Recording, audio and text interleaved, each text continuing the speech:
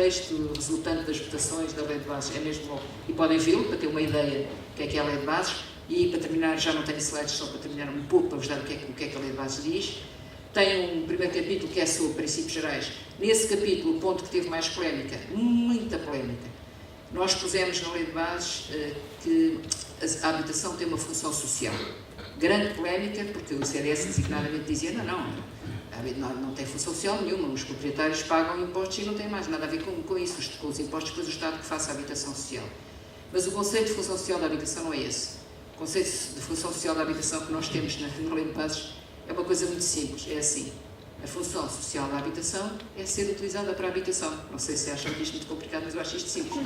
É ser efetivamente utilizada para a habitação. É a sua função social, é por isso é que ela existe. Se ela não está a ser utilizada para nada, não está a desempenhar a sua função social. Aliás, se não houvesse este preceito, esta ideia de que há uma função social da habitação, não se justificava estar a penalizar os devolutos. Cada um podia fazer o que quisesse com as suas casas. Porque é que agora ia pagar mais imposto? Provavelmente que é dele, faz o que apetece. Existe, e ficou explícito, que existe esta função social.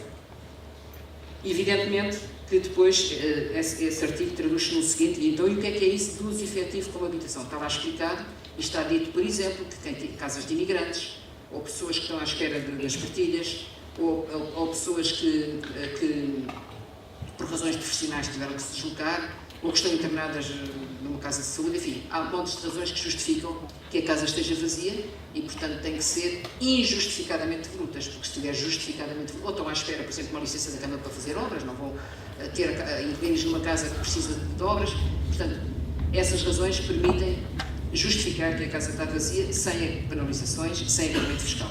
Se não houver justificação nenhuma, aí pode haver o tal agravamento fiscal. Isto no primeiro capítulo. O segundo capítulo são 10, mas eu vou ser rápida. O segundo capítulo é sobre o direito à habitação propriamente dito e ao habitat. É muito interessante este capítulo, porque nós inovamos e dizemos que a habitação, como aliás a Constituição já diz, não é só a casa. E os senhores que estão no mercado e sabem, quando uma pessoa procura uma casa, não procura só por dentro do apartamento, procura saber como é que é o sítio, o que é que há à volta, como é que é os transportes, que equipamentos é que tem, se tem escolas, se tem serviços de saúde, se tem comércio. As pessoas que querem saber isso, se tem jardins, se tem espaços verdes, o ambiente que tem, se lhes agrada ou não. Portanto, a habitação está num habitat e esse habitat é fundamental. Portanto, o direito à habitação é o direito à habitação e ao habitat. E o que é que nós dizemos no habitat? É que o Estado tem que criar condições para defender também o habitat. Que condições são essas? O acesso aos serviços essenciais, o acesso aos transportes, a garantia da proteção dos valores culturais, a garantia da proteção dos valores da paisagem. Essas coisas são deveres públicos, que são fundamentais para que depois o habitat funcione. E mais uma pequena inovação, definimos o habitat rural, não é só o habitat urbano que conta.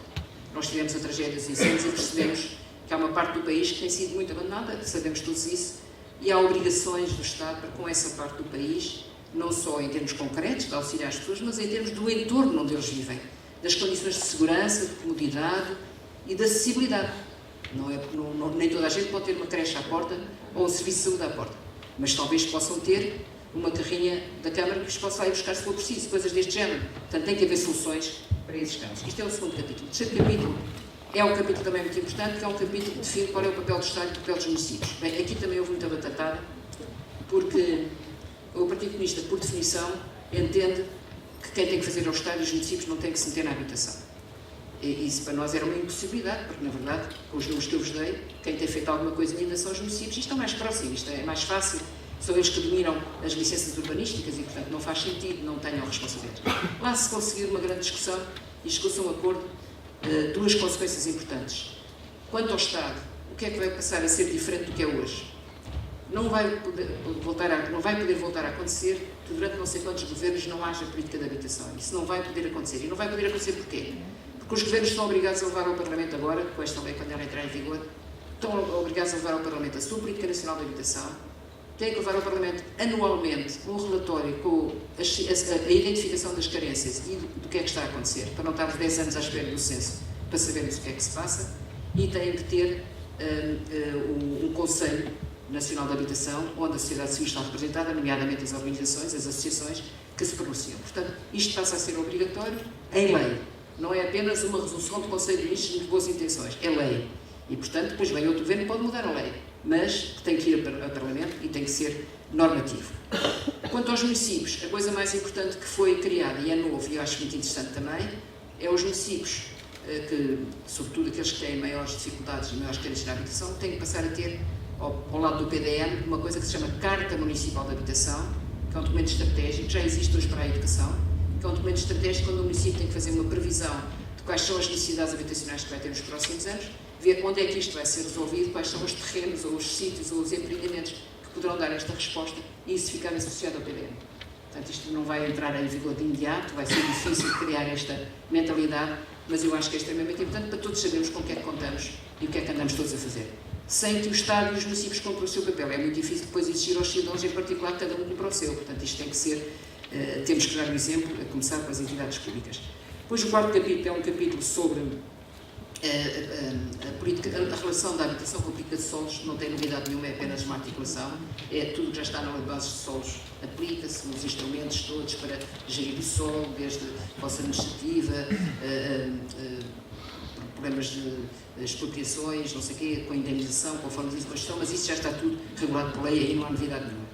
No quinto capítulo, nós temos um capítulo pequenino sobre financiamento, portanto, em que aí obrigamos a que Estado e municípios tenham tradução das suas políticas municipais nos seus orçamentos, senão isto não faz sentido, e também dizemos que podem ser criados, o que a gente chama agora, chama bolsas de habitação, não propriamente fundos, porque se forem fundos, são os tais fundos imobiliários sujeitos às regras da concorrência.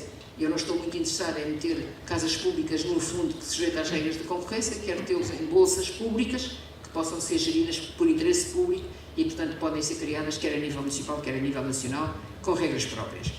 Depois temos um sexto capítulo que é só sobre arrendamento.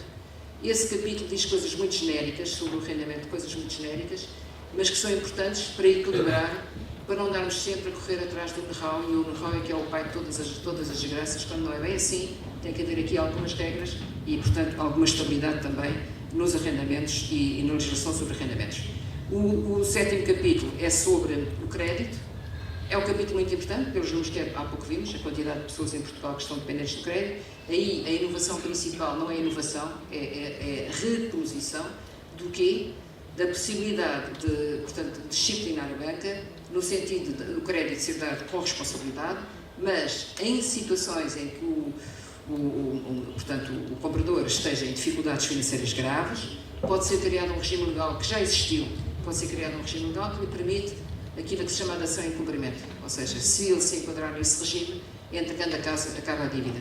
O que acontece hoje é que esse regime já não está em vigor, acabou em 2015, e acontece com estes preços a subir todos os dias, a pessoa acabou, não consegue pagar, entrega a casa e ainda fica com dívida. E depois o fiador, se não for a pessoa, fica com a dívida, portanto o fiador aqui é tratado igual, não pode transitar para o fiador condições mais graves do que aquilo que tem o próprio comprador, e mais ainda, poderemos exigir garantir um fundo público de garantias, quer para o arrendamento, quer para a compra, mas sobretudo para o arrendamento.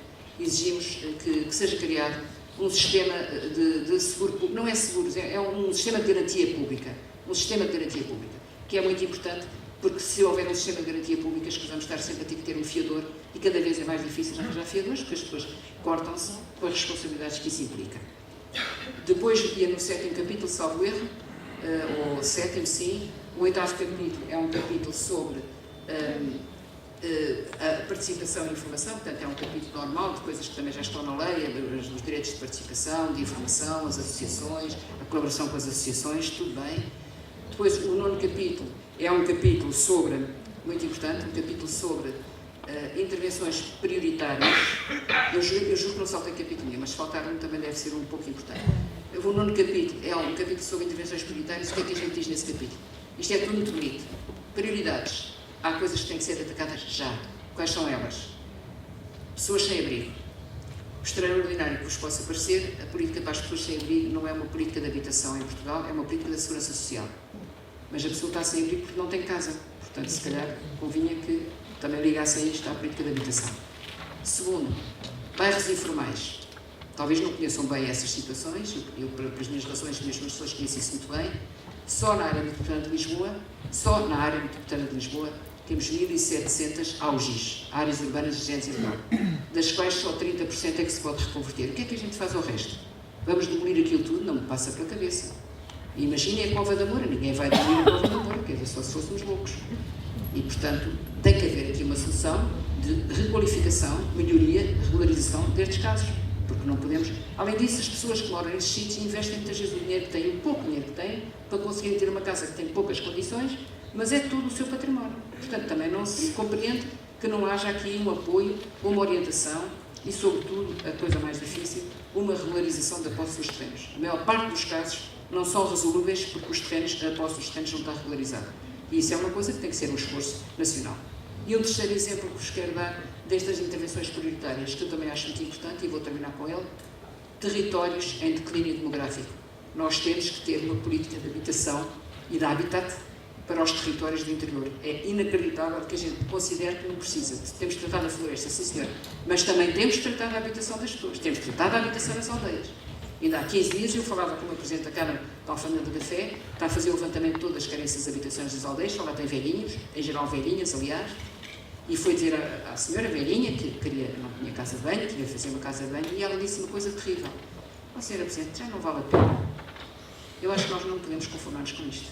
Com 80 anos, com 90 anos, com 100 anos, vale sempre a pena. Vale sempre a pena que melhorem as suas condições de conforto na sua habitação.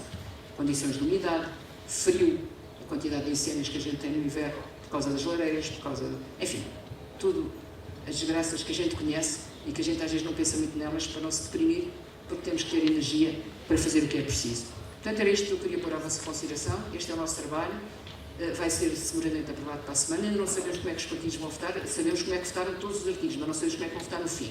A única coisa que sabemos é que o PS, o Bloco de Esquerda e o PCP disseram que votavam a favor. O CDS disse logo que nem pensar. Não contem connosco, mas ajudaram bastante na lei, devo dizer. Até houve coisas que a gente tinha aprovado e voltámos atrás porque eles levantaram questões que tinham razão de ser e nós fomos emendar. O PSD também teve um contributo importante, apresentou muitas propostas, foram muitas delas aprovadas. Penso que ainda estão agora a pensar com aquilo tudo que ganharam e aquilo que não conseguiram, o que é que vão de fazer, ou se abstêm, ou votam a favor, ou votam contra, não sei, mas maioria há. E sobretudo, e é com isto que eu termino, esta lei foi feita de uma forma muito aberta, muito transparente e com a participação de todos os partidos. É a minha convicção absoluta que tão importante na formação de uma lei, na formação de uma maioria, é quem vota a favor como quem vota contra. Portanto, aqueles que votam contra também estão a contribuir. Estão a contribuir dizendo que não estão de acordo, mas isso é fundamental. Porque no dia em que a gente não tiver ninguém a tomar as posições de quem está contra, a democracia está coxa, está falha e não funciona. E as leis têm que ser democráticas. Muito obrigada.